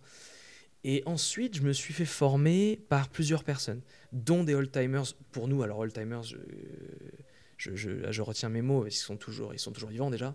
Et ils ont, je sais pas, entre 50 et 60 ans, mais il y en a plusieurs, dont Robert Royston, qui a été une grosse influence pour moi en tant qu'enseignant aussi. C'est-à-dire que j'ai fait ma formation de West Coast aussi auprès de lui. Mario Robo, qui était lui du coup au Texas, donc dans le sud, Michael Kim, Mario Robo, Robert Royston, RJ Santano qui était en Californie, qui maintenant est revenu du côté de New York avec sa femme, donc beaucoup de personnes. T'as pas chômé en 2 ans aux États-Unis? Alors j'ai fait 2 ans et demi, 3 ans, je crois, et en fait je vivais que de ça, quoi. Alors pour la petite histoire, je faisais mes études banque, j'étais banquier à la Société Générale et j'ai tout plaqué. J'ai fait un burn-out de ce que je faisais en France et je suis parti. Et en fait, c'était pas prévu que je reste, mais je suis tombé amoureux vraiment de la danse là-bas encore plus et du West Coast du coup, parce que je faisais que ça et je suis resté pour ça. Et en fait, je ne faisais que ça. C'est à ce moment-là que tu as explosé internationalement Alors international non, parce que à l'époque c'était pas encore international comme ça l'est aujourd'hui. Mais ça a été un passage qui a dû nourrir pour après. J'ai voyagé partout aux États-Unis, j'ai fait plein de compétitions. J'ai eu la chance d'être proche de Jordan et Tatiana et donc ils m'ont emmené un peu partout au début. Je les suivais sur les événements, j'ai appris, j'ai fait les compètes, j'ai avancé dans les niveaux dont je t'ai parlé tout à l'heure très vite. Et je crois qu'en 2008 ou 2009, Boogie by the Bay, je crois que c'était 2009 peut-être, j'étais dans la queue pour faire All-Star, prêt à rentrer sur la piste, et sur les prélims, là, les demi-finales, tout ça. Et Jordan vient me chercher, il me sort de la piste, et il me dit « Non, tu danses pas là ». Et je dis « Qu'est-ce qui se passe ?» Et il me dit « Non, aujourd'hui tu danses avec nous ». Donc c'était le moment où il t'ouvrait la porte à danser avec les champions, quoi. Parce qu'à l'époque, il n'y avait pas de système vraiment de points pour entrer chez les champions. C'était plus une reconnaissance des pairs. C'est un peu comme ça dans l'Indie. Il n'y a pas vraiment de points. Alors je pense que ça a changé chez nous parce que c'est devenu tellement international que tous les profs se sont un petit peu divisés pour faire le même week-end des stages. Il y en a un qui est en Australie, un autre qui est en France, l'autre qui est aux États-Unis. Et donc on a perdu en fait de ce nombre sur les événements aussi. Le gâteau s'est réduit, quoi. Et donc ils ont dû faire monter aussi un petit peu plus de monde pour avoir des shows de haut niveau pour les nouveaux arrivants, ce qui est logique aussi. Mm. Et donc, ça crée toute une nouvelle génération et, on va dire, une nouvelle règle de comment monter, comment devenir champion, quoi, concrètement. Okay, ouais. Donc après, tu faisais une compétition champion, tu avais des points champion, tu étais devenu un champion. Mais à l'époque, c'était un peu, voilà, tu étais reconnu, tu étais accepté. Et il y avait même des votes avant le début des week-ends. Certains événements, les filles devaient dire dis non avec qui elles voulaient danser. Okay, ouais. Et après, ça faisait une liste et tu avais les gens qui allaient danser en champion, qui étaient votés par les filles et les hommes qui faisaient pareil avec les filles. Ok, d'accord, ouais. Et à partir de ce moment-là, j'ai commencé à être voté et autorisé à danser avec eux. Et puis, je suis resté avec eux après, quoi. Ouais. Mais ça a été un petit peu ce début-là. Et pourquoi je suis parti là-dedans ? Je me souviens plus. Quelle était la question que tu m'avais posée par rapport à ça ? Non, je me suis perdu dans mon histoire. Ouais, aux États-Unis. Oui, voilà.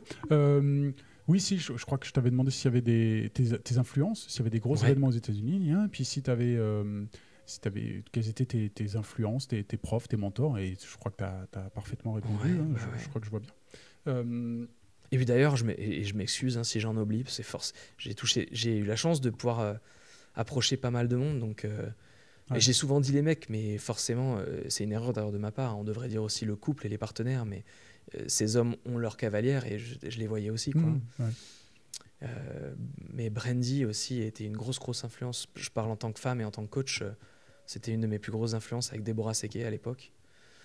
Mais bon, je pourrais dire des listes et des listes. J'ai l'impression qu'il y en a beaucoup. Ouais. C'est chouette. Le monde en fait, ce milieu était quand même petit. Enfin, il est gros, mais il est quand même petit au niveau. Le haut de la pyramide est assez petit. Ouais. Et c'était les mêmes. Les 10 dernières années, c'était les mêmes. Le renouveau, il est arrivé qu'après, en fait, avec l'évolution internationale. Et même avec l'évolution internationale, il y avait quand même un trou entre le plus haut niveau américain et le reste du monde, qui aujourd'hui a changé, puisque beaucoup de nos pairs ont arrêté les grosses compétitions et sont les juges, les coachs, et donc on a toute une nouvelle génération. Justement, déjà, en étant un des pionniers du West Coast, entre le moment où tu commences ça et puis aujourd'hui, ou juste justement avant la crise sanitaire, quel changement tu notes dans notre milieu ? Ouais, en positif et comme en négatif, quoi. Ouais, on pourrait parler pendant 4 heures là, mais je pense que déjà l'évolution de cette danse, elle est constante. Donc ça, c'est un point positif qui peut être aussi négatif à mon goût, mais là, je veux pas rentrer dans un sujet qui pourrait vexer pas mal de personnes. Ça va s'arrêter, quoi. C'est ça. Alors, on ne sait pas, parce que quand tu regardes 30 ans en arrière, 20 ans en arrière, 10 ans en arrière, c'est pas la même danse. Et déjà, il faut comprendre une chose, c'est qu'on suit le style musical d'actualité. Donc, il y a 30 ans, on a dansé sur un style de musique, il y a 20 ans, un autre, il y a 10 ans, un autre, et aujourd'hui, on évolue avec ce qu'on entend. Et alors, c'est hyper intéressant et positif parce que tu t'ennuies pas, tu es toujours en train de découvrir des nouvelles choses. Et moi, je le vois, si je regarde des vidéos de moi il y a 15 ans, 10 ans, 5 ans et aujourd'hui, ma danse a changé. Ouais. Alors, pas fondamentalement, mais elle évolue. Mon mouvement du corps évolue avec tes cavalières. Parce qu'on n'a pas encore parlé des cavalières et de l'évolution que j'ai pu avoir moi avec mes cavalières. Mais avec Virginie Grondin, qui est ma cavalière depuis 10 ans, entre notre première danse il y a 10 ans et même plus maintenant, ça fait peut-être 12 ans même maintenant, et aujourd'hui, on n'a rien à voir. Ouais. On n'a rien à voir. Mais parce qu'on a évolué avec le temps. Donc dans le positif, c'est génial parce que tu t'ennuies pas. Ouais. Il y a un côté de renouveau qui en fait conserve cette passion de vouloir toujours se retrouver, se renouveler, se développer. Et le côté négatif, c'est que en étant un peu puriste, et ça peut-être c'est mon côté Lindy qui me l'a apporté aussi, je trouve qu'on perd aussi de notre identité. Ouais. Alors, les discussions swing, je pense que tu vas rebondir dessus si je parle là-dessus, mais c'est une discussion qui est très compliquée depuis très longtemps dans notre milieu. Ce côté, qu'est-ce que notre swing et est-ce qu'on peut toujours le dire ? Et c'est vrai que déjà... Oui, dans l'appellation West Coast Swing, ce que je te disais tout à l'heure. Mais déjà dans la musique, on n'a plus de swing. Voilà, est-ce qu'on l'enlève ? Est-ce qu'on appelle ça juste du West Coast ? Ouais. Des gens comme Ben Morris, je peux le citer parce qu'il l'a toujours dit, lui, il appelle ça le West Coast, tu vois, il ne va pas dire West Coast Swing. Okay. Mais parce que c'est vraiment, je pense que la première chose, c'est la musique. Ouais. Et on ne danse plus sur des musiques de swing, tout simplement. Mais le mouvement, et alors là on peut parler avec des anciens, des moins anciens et des nouveaux, et alors là, tu peux avoir des histoires complètement différentes sur qu'est-ce que le swing, que définit notre swing. Enfin, c'est très compliqué, très compliqué. Ouais. Bon, on a un peu les mêmes, hein. Entre les puristes qui veulent garder ça authentique, d'autres qui sont pour que ça se métisse et que ça avance et que ça se bouscule. Et donc, bon. Je pense que se bousculer, c'est bien sûr, c'est ça. Je pense qu'il faut de l'évolution. Il faut ouvrir un petit peu les portes. Ça, c'est bien pour l'évolution et pour attirer de nouvelles personnes. Je pense que c'est important, même commercialement, pour le futur de notre danse, de nos danses, j'ai envie de dire. Mais il faut faire attention à pas non plus se perdre. Et c'est pour ça que c'est bien qu'on ait toujours des gens qui disent « Attendez, on va se poser des questions quand même. » C'est bien qu'il y ait ces personnes-là. Mais je pense que vous avez peut-être... Alors si vous avez ce genre de problème, je me dis, vous avez quand même la musique qui reste la même. Donc ça... imagine le côté complexe qu'on a, nous, avec l'évolution de la musique. Ouais. Oui, parce que pour être précis, vous dansez quand même sur les musiques actuelles, quoi. Vraiment, ce qu'on appelle ce qui passe à la radio. Je sais pas moi, tu prends n'importe quelle playlist de Virgin ou Energy ou les clips de M6, ça peut faire l'essentiel de votre... peut-être pas garou, tu vois, mais ouais, c'est très. On danse sur du français, mais un peu moins. J'ai souvenir d'avoir vu du David Guetta, tu vois, utilisé. On parlait d'Ed Sheeran et tout ça, mais même, je pense, toutes les sonorités hip-hop un petit peu récentes, qu'on appelle parfois, je crois, un peu du trap, si je dis pas de conneries, avec des trucs, avec des basses très profondes. Mais concrètement, si on a un rythme, on peut danser en fait. Ouais. Et alors, c'est la puissance du West Coast Swing, honnêtement. C'est ce qui attire beaucoup de monde, parce que tu peux toucher concrètement tout le monde, puisque tu as un rythme binaire. Hein. On ne peut pas danser sur toutes les musiques, forcément, mais si tu as un rythme binaire et que tu as une personne qui aime ce style de musique, bah, tu peux le toucher parce que tu peux lui faire une démo sur son style de musique. Ouais. Donc forcément, lui se dit « Wow, j'aime cette musique et je peux danser dessus ». Donc tu peux toucher énormément de monde. Énormément de monde. Et je pense que c'est la force du West Coast Swing et son évolution. Et du coup, est-ce qu'il y a des passerelles avec le hip-hop ? Parce que tout à l'heure, on parlait de la perméabilité avec la kizomba, le zouk brésilien, la bachata, salsa, etc. Je pense que avec oui. Le hip-hop, Oui, alors on a eu des Même si dans le hip-hop, il y a plein de disciplines mais il y a peut-être des isolations, le popping, des trucs comme ça que vous utilisez. Des personnes comme Ben et Jennifer DeLuca, Ben Morris et Jennifer DeLuca. Je me souviens, à l'US Open, elle est arrivée sur une musique hip-hop. C'était nouveau, c'était un nouveau genre. Et justement, ils avaient fait des isolations, un petit peu de hip-hop dedans. Et effectivement, ça a beaucoup plu. Vidéo. Ça a beaucoup plu. C'était frais, c'était nouveau. Les gens se sont dit « Ah ouais, on peut faire ça aussi ». Donc, il y avait une nouvelle ouverture. Et aujourd'hui, tu le vois de plus en plus. C'est-à-dire que ce que tu viens de dire, c'est énormément d'actualité. D'accord, tendance quoi. C'est tendance, pourquoi ? Parce que dans le West Coast, il y a une ouverture à la cavalière, à la followeuse, qui est de plus en plus grande. C'est-à-dire que c'est plus juste je guide, tu suis. C'est ça. Je me souviens que mon pote, Franck, au début, il me disait ce qui est cool avec le West Coast, c'est que tu proposes, elle dispose. Et c'est plus, on n'est plus dans ce surguidage qu'on peut parfois avoir en Lindy. En tout cas, les premières années, on est vachement dans le surguidage, freak control. Il faut absolument qu'elle comprenne exactement tout ce que je veux faire. Alors nous, on aime parler de communication. Ouais. C'est-à-dire qu'on veut avoir une communication cohérente entre l'homme et la femme, ou entre le leader et follower. Il faut mieux dire ça aujourd'hui, justement, par rapport aux genders. Mais ce qu'il faut comprendre, c'est qu'on veut pas dire la fille guide, c'est pas du tout ça. Ouais. Mais une cavalière, une fille, ou du moins une followeuse, peut influencer maintenant un cavalier de guideur. Okay. Et ça, c'est intéressant. Je l'utilise énormément avec ma cavalière. On appelle ça l'action-réaction, communication, mais on n'appelle pas ça prise de lead. Je sais que certains profs enseignent ça. La fille prend le lead. Okay, ouais. J'avais fait un cours, je me souviens une fois, avec Tatiana qui disait je bloque mon cavalier et je guide mon cavalier pour le faire un demi-tour. Moi, j'ai peur de ce terme-là, prise de lead. Même, du coup, il y en a certains qui appellent ce truc-là le contre-guidage. Et donc tu vois, dans la mentalité, ça fait oh là là, d'accord. Ouais. Non, politiquement, j'aime bien communication et influence et action-réaction, c'est très bien. Mais il faut faire attention à ça. Par contre, le côté positif, c'est que la femme a beaucoup de place dans cette danse. Et ça plaît. Ouais. Ça plaît, et je pense qu'on a un succès fou pour les femmes en West Coast parce que justement, très très vite, une femme, une cavalière, je dis une femme souvent, mais une followeuse va pouvoir s'exprimer très rapidement. Et j'en reviens sur ce que tu disais sur le hip-hop. Du coup, elles peuvent rajouter beaucoup de choses comme des isolations. Ouais. Et je pense à des filles comme Alyssa Glenville que tu vois depuis le Covid, qui poste beaucoup de vidéos d'elle en train de faire du contemporain, du hip-hop, de l'isolation corporelle. Emeline Rochefeuille qui fait ça énormément. Il y a un développement solo qui est récent, même en cavalier, mais c'est vrai que c'est typiquement féminin ces dernières années, justement d'isolation et d'influence. Et c'est pas que le hip-hop, mais je pense qu'on parle de la même chose quand tu dis ça. C'est vraiment ce côté isolation solo.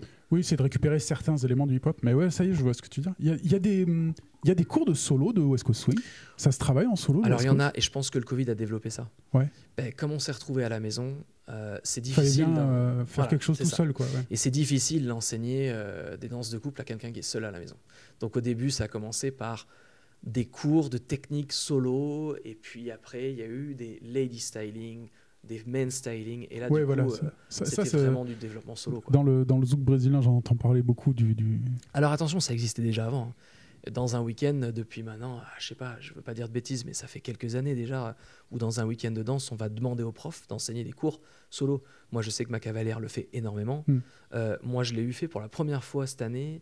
Enfin, cette année, du coup, je remonte un an en arrière, mais j'étais en Australie.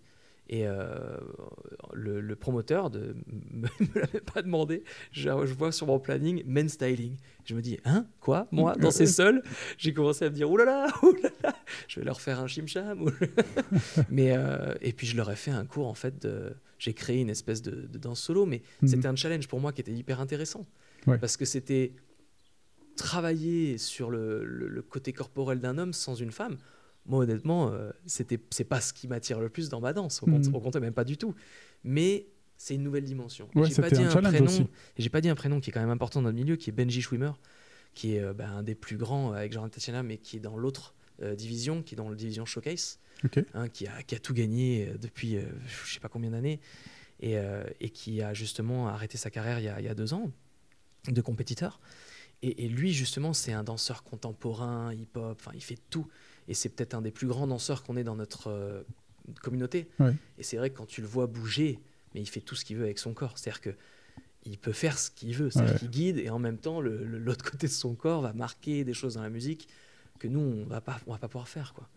Mais oui, des personnes comme ça, et j'invite les gens à le regarder danser, c'est fou, quoi. Il y a plein d'influences. Benji Schwimmer. Ok, ouais.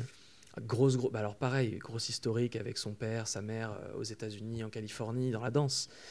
Tori, qui était sa partenaire. Ça me parle. Alors Benji et Tori Zawi et Tori Smith à l'époque, c'était vraiment le couple phare du showcase. Ok, ouais. Ils ont tout gagné ensemble. Et ce qui est incroyable, c'est que cette personne, Tori, qui est maintenant mariée à Maxime, qui est lyonnais, donc vit ici. Ils vivent à 5 minutes de chez nous, là. D'accord.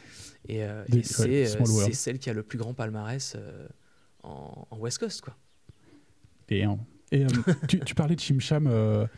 Vous avez ça nous arrive. des soit de faire le chim-cham, soit de faire des chorégraphies communes comme ça dans une soirée, un truc qui appelle tout le monde à faire la même chose. On les crée souvent au week-end. Tu as des gens, et je reviens sur Olivier Massard parce que c'est vraiment la personne qui le fait le plus souvent, qui crée des animations comme ça en soirée dans les événements.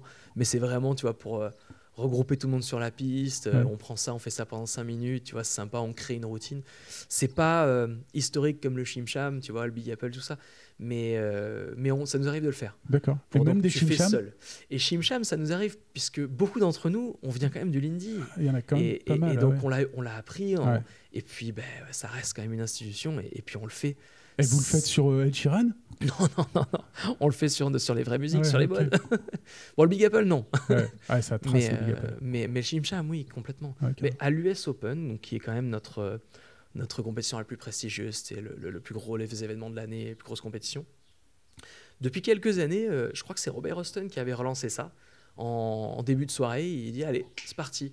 On lance le chim-cham. Ceux qui connaissent, rejoignez-nous. Ceux qui ne connaissent pas, essayez de venir nous suivre. Il relance ce côté un petit peu historique dessus. Donc c'est agréable, quoi. C'est très agréable. Ça traverse toutes les frontières. Ah bah complètement. En parlant de ce truc de men styling, girl styling, tout ça, beaucoup qui a beaucoup explosé avec la Covid. Comment tu as vécu cette période covidienne? Comment ça s'est... arrêt total pour tout le monde. Complètement. Ouais, et complètement. comment on le vit quand on est pro comme toi, à fond dans le milieu, tous les week-ends en avion quelque part, et puis là, paf. Alors, j'ai envie de dire, j'ai deux versions. La version honnête ou la version j'ai pas envie de parler de la réalité. Moi, ouais. Non, alors je vais être honnête, parce que je suis quelqu'un de très droit, donc je vais dire exactement ce qui m'est arrivé. Alors, pour ma part, le début, je l'ai très bien vécu. Le premier, ouais. Parce que ça faisait 15 ans que j'avais pas arrêté. Ça t'a permis de souffler. Et en fait, je me suis dit, j'ai été blessé plein de fois, je me suis fait opérer du genou, j'ai les épaules bousillées. Ancien combattant aussi, donc c'est pas que la danse qui m'a bousillé. Ouais, d'accord. Mais on m'appelle le Kit Maxence depuis des années, pas pour rien. Et donc, on va dire que les 3 premiers mois, ça m'a fait du bien en fait. Tout simplement, je me suis dit, bon, je suis chez moi. Je me repose. Mon corps se repose. Ouais, je suis avec ma chérie, je suis tranquille, je suis posé, j'ai du temps. C'était super. Ouais. C'était vraiment super. Je sens arriver la chute. Voilà, oui, la chute arrive assez vite. Même, alors, au début, c'était 2 séances de sport. Je vais prendre soin de mon corps, je vais manger encore plus sain. Je suis plus dans les hôtels, je peux contrôler ma nourriture. Ouais, j'étais au top de ma vie les 3 premiers mois.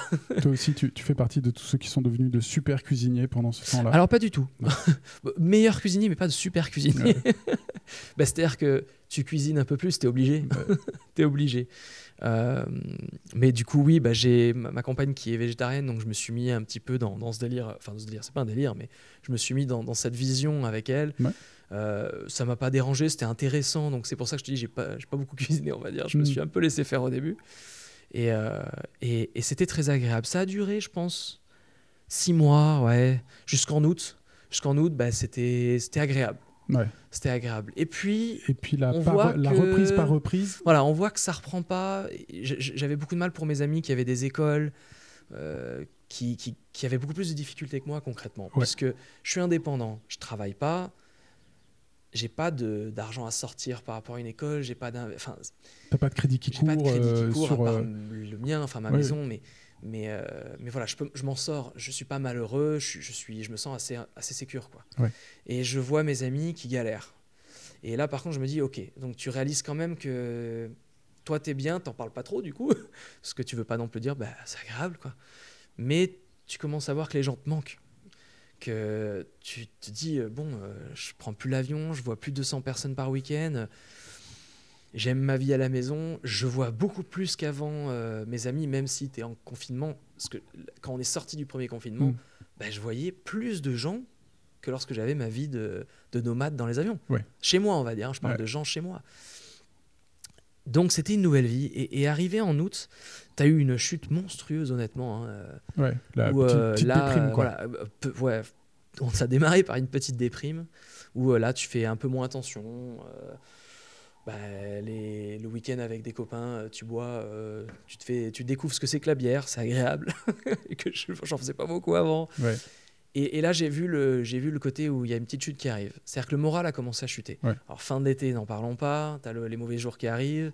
Septembre, on n'a pas la reprise, on n'a pas de visibilité, on rentre en confinement. Tu dis que ce truc-là va jamais finir. Voilà, tu reprends une claque dans la tête. Alors après, moi, je vis en couple. J'ai ma compagne qui, elle, n'a jamais arrêté parce qu'elle est dans le médical et donc elle a été à fond. Ouais. Tu vois son regard aussi. Elle rentre, tu es sur le canapé ou... Tu rentres, t'as pas de développement personnel, outre que t'attends de reprendre, quoi. Ouais. Ou alors tu te formes sur d'autres choses, tu vois. J'ai fait une formation de yoga, je suis devenu certifié en yin yoga, tu vois. J'ai essayé de faire 2-3 trucs, mais voilà, tu t'écroules petit à petit, tu le vois, mais tu peux pas faire grand-chose. Et ouais, j'ai eu un gros coup.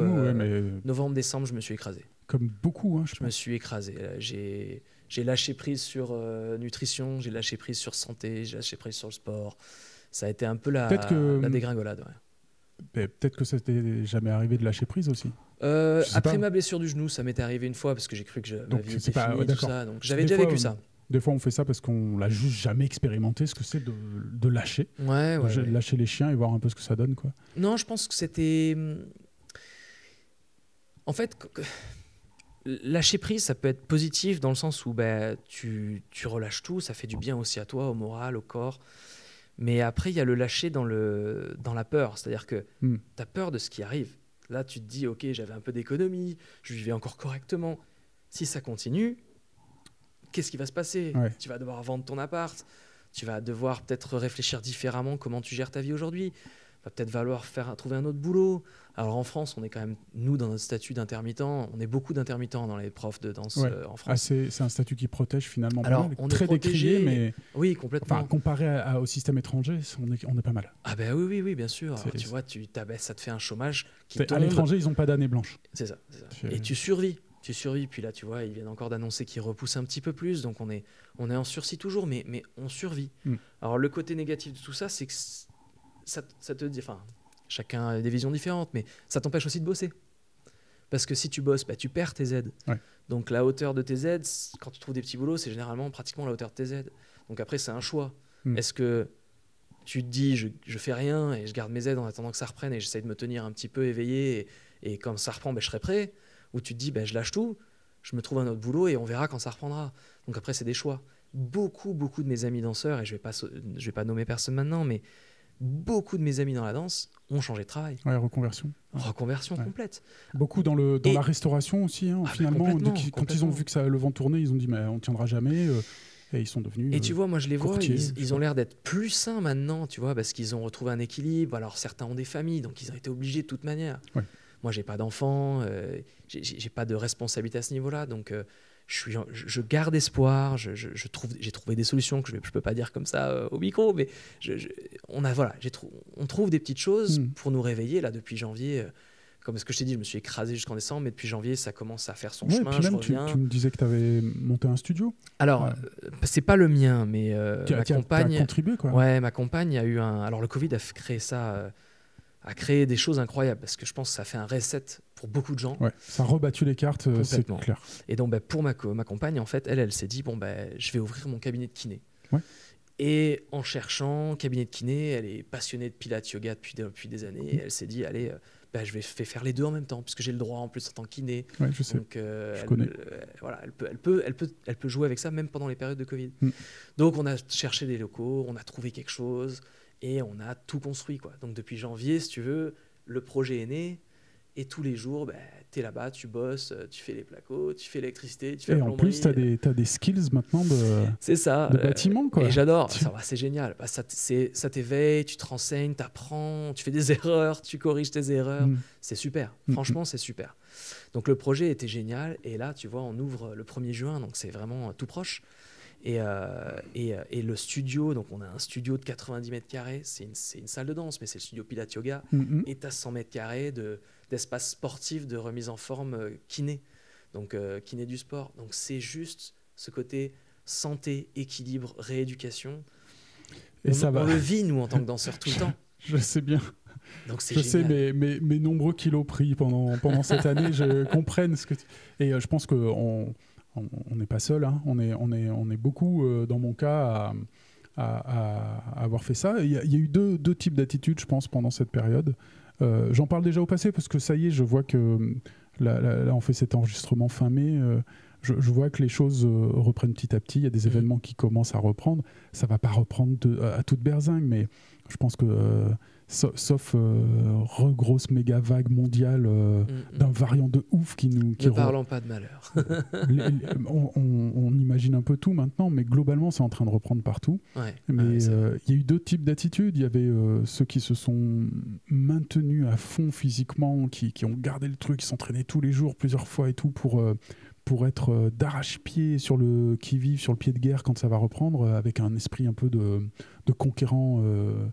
compétiteurs et tout ça, et puis tu as ceux qui se sont complètement laissés aller, qui ont fait c'est ça. Moi je le raconte souvent, mais ça fait 1 an que je réécoute du métal à fond, que je picole tranquillou, que je fais mes trucs, je mate des films, je lis des bouquins, je me laisse porter par la vie le temps que ça reprenne. Et hier soir j'ai eu la chance de refaire j'ai fait 2 Lindy que j'avais pas fait depuis 1 an, et j'ai transpiré. Et c'était cool.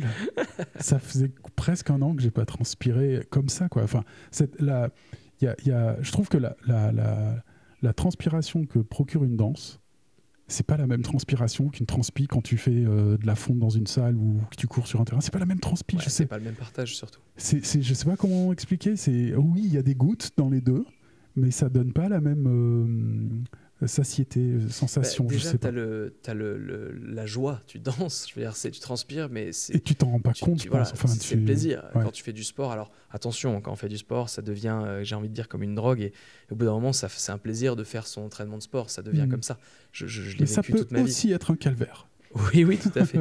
Alors que quand je danse, je pense pas au calvaire du tout. Ouais, pareil. Je me régale. Tu penses pas au travail et derrière, tu te sens bien parce que tu as fait du sport, tu as été actif.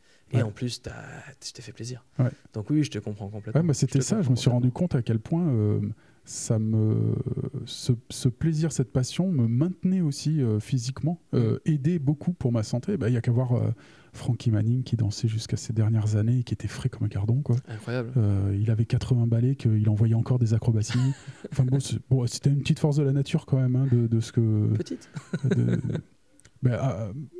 Franck Balbin me disait hier encore que quand on y pense quand même, quand t'as passé 30 ans à la Poste, à bosser à la Poste, et d'un coup tu te retrouves à donner des cours partout dans le monde pendant 15 ans, c'est une histoire incroyable, et que t'es à fond et puis que tu danses tous les soirs comme un jeune de 20 ans, faut être une force de la nature pour réussir à faire ça. À 80 ballets, reprendre tout ça, donc oui, c'est chouette. Ces danses-là, elles nous maintiennent aussi sur cet aspect-là. Et moi, je m'en étais pas du tout rendu compte, quoi. J'avais pas du tout prêté attention à cette partie-là de la danse. Mais je suis confiant. Écoute, il faut garder espoir. Tu vois, je rebondis sur ce que tu dis parce que j'ai eu la chance la semaine dernière d'avoir fait mon premier stage depuis 1 an et demi. Ah oui. Alors je peux en parler maintenant parce que comme ça a été publié sur internet, au début je t'avouerai que j'étais un peu inquiet. Je suis parti en Ukraine, j'ai réussi à partir en Ukraine. On a essayé d'organiser un petit stage avec une 40aine de personnes et puis des cours privés, tu vois, là-bas, parce qu'ils sont sortis de zone de confinement depuis quelques mois et donc ils ont repris une vie quasi normale. Ouais. Donc c'est un choix de leur pays et écoute, quand je suis arrivé là-bas, j'ai cru que c'était un autre monde, si tu veux. Ils portent pas de masque. Ils se font la bise, ils font des câlins. Ouais, alors j'irai pas jusque-là. Non, c'est peut-être pas dans la culture trop. Non, ouais, c'est peut-être pas, ouais. Mais ils étaient actifs, c'est-à-dire que les bars, ils sortent en soirée, ils ont des cours de danse, ils vont dans les bars. La vie comme avant. La vie comme avant. Alors, je ne connais pas toute l'histoire derrière, je crois qu'ils ont les mêmes problèmes que nous au niveau d'hospitalisation et tout, mais ils ont fait le choix de continuer à vivre ou de revenir à la normale. Tu vois, tous les élèves se sont fait tester la veille pour le stage et tout, donc on a essayé de quand même de jouer un petit peu respecter un minimum les règles sanitaires, sauf que dans un cours collectif, forcément, tu danses avec tout le monde, tu touches tout le monde, après tu vas faire attention pendant une dizaine de jours pour rester chez toi, pas avoir du monde, tu fais tout bien, mais écoute, c'est super bien passé, et comme tu le disais tout à l'heure, le plaisir de redanser. J'ai dû danser avec une 40aine de filles là, dans le week-end. C'était juste ouf. Je te jure, j'ai l'impression que je rêvais. J'en rêve encore, je réalise pas, honnêtement. Et alors oui, je pense que ça va devenir notre nouvelle vie dans l'année qui vient. Mais tu repars, tu fais un test pour repartir dans l'aéroport. Tu fais un test transit. PCR là, avec le nez et tout. Ouais. Tu fais un transit, tu es testé pendant le transit pendant 12 heures pour reprendre un avion. Tu arrives sur le territoire français, ils te bloquent dans une salle pour refaire un test quand tu arrives sur le territoire français. Donc notre vie de nomade va être un petit peu plus compliquée. Vous allez tous avoir des gros nez. Mais concrètement, pour l'avoir fait, ça va. Ouais. Ça va, ça s'est bien passé. On est tous safe, il n'y a pas eu de soucis. Donc je pense qu'on va devoir apprendre à vivre avec tout ça. Ouais. Et même si on souhaite tous que vaccination ou que l'évolution du Covid fait qu'on va pouvoir revivre, je pense qu'on va devoir aussi apprendre à vivre avec. Et ce week-end m'a donné la preuve, tu vois, qu'on peut le faire. Ouais. Donc je reste, tu vois, j'ai l'espoir maintenant. Ouais. Tes yeux rebrillent, je les vois.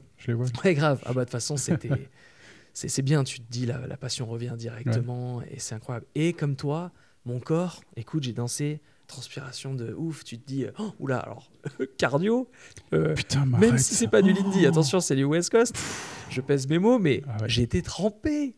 j'étais trempé et je me dis, j'ai fait 3 danses, je suis cramé. Non, mais mais bon, c'est génial. Cardio, ça va revenir parce qu'il est bien entraîné, ce cardio-là. 10 ans de Lindy, ça te fait un cardio de dingue, mais un peu rouillé. C'est normal. Rouillé, et à tous les Lindy Hoppers qui vont écouter ça plus tard, ne croyez pas que le West Coast, on ne faut rien. C'est pas vrai. Ouais, c'est très actif quand même. J'ai envie de dire, hein, pour faire simple, pour avoir fait les 2 danses, je pense que si je devais dire un terme physique, le Lindy, j'ai beaucoup plus de sensations cardio. Et le West Coast, j'ai plus de sensations musculaires. C'est-à-dire que j'ai plus de contrôle musculaire, par exemple, pour faire notre technique d'amorti au sol pour qu'on ait ce visuel de coulée, tu vois. Et dans le Lindy, beaucoup plus de cardio. Donc, c'est pas du tout le même travail, mais il y a un côté sportif en West Coast aussi qui est quand même très, très prononcé. Mais c'est pas de bol. En Lindy, j'avais les deux, quoi. Le cardio et les muscles. Putain. Bon, remarque, je vais peut-être essayer le West Coast, comme ça, j'aurai plus le cardio. C'est déjà ça, quoi. Mais, bon, merci beaucoup Maxence pour tout ça. Merci à toi. On a abordé plein de choses et ça me fait très plaisir. Est-ce que y a quelque chose que tu veux rajouter, un domaine que j'ai pas... Alors il y a une chose, avec grand plaisir. Déjà, je suis en manque de Lindy. Ça fait 2-3 ans que j'en parle, ou quand je vois mes potes, à chaque fois j'essaye de faire des soirées et on n'a plus vraiment de crossover Lindy West Coast. Je crois que ça n'a pas bien marché. Malheureusement, et c'est peut-être ce que tu disais tout à l'heure, qu'il y avait peut-être des guéguerres entre les deux. C'est malheureux parce que je trouve que les 2 danses sont sublimes toutes les deux. Je crois que c'est la musique qui fait la scission. C'est possible. Je pense. C'est possible. Il y en a qui sont totalement réfractaire à David Guetta. C'est possible. Tu vois, c'est rigolo. Hein. Je fais mon métier sur toutes ces musiques, mais dans ma voiture, je suis sur Jazz Radio tout le temps. C'est-à-dire que j'ai pas perdu ce côté d'origine. Hein. Et aujourd'hui, ça me manque. Et c'est vrai que j'ai hâte de reprendre parce que j'ai envie de reprendre mes cours de Lindy. Donc oui, je veux finir cette interview en disant je suis à Lyon, renseignez-moi, je veux faire du Lindy et j'ai hâte de reprendre. L'appel est lancé et tu recevras des propositions, j'en suis sûr. Merci beaucoup. Est-ce que... la dernière question traditionnelle, c'est est-ce que tu as un conseil à donner pour un débutant Lindy Hopper un Lindy Hopper qui voudrait venir débuter le West Coast, pour quelqu'un qui débute le West Coast ou quelqu'un qui débute dans l'organisation, un conseil quelconque ou un tips, une astuce, un truc Pour faire un switch entre les deux, tu veux dire, ou pour se mettre à essayer le West Coast ? Oui, que ce soit quelqu'un qui commence directement par le West Coast, comme tu veux. Je pense qu'il faut pas avoir peur de la différence entre le cours collectif qui va t'apprendre justement une structure. Et cette structure peut faire peur parce qu'on a une danse qui est relativement technique et qui peut aussi repousser beaucoup de gens. Et alors, si d'abord je prends les Lindy Hoppers qui vont vouloir venir vers la nôtre et qui pensent qu'on est très haut, très droit, cette image, on se la pète un peu parce que j'ai déjà discuté avec des Lindy Hoppers qui me disent ça, mais vous la pétez quand vous dansez.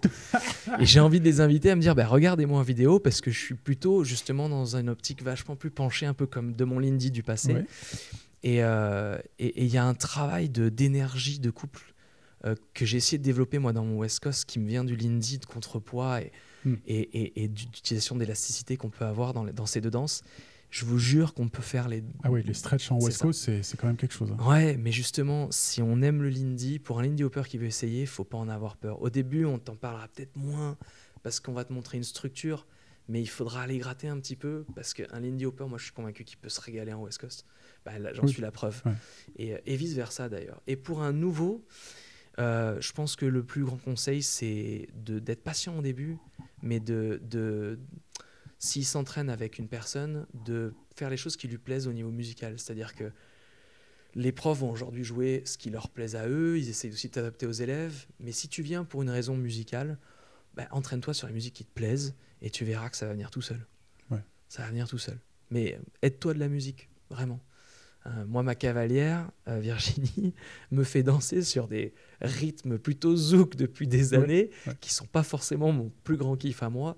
Mais c'est vrai que c'est génial de se régaler sur des rythmes différents, quoi. Ça aide beaucoup. Complètement. C'est riche, ça complémente. Complètement. Donc, il ne faut pas avoir peur du changement musical. Et puis, il faut s'amuser avant tout. C'est le plus grand conseil. Prochain défi, tu essayes de West Coaster sur du Gojira. Écoute, on peut essayer. Parfait. Ce sera le mot de la fin. C'est génial. Merci Maxence. Avec plaisir, merci à toi. Blah blah swing, blah blah swing, blah blah swing, blah blah swing.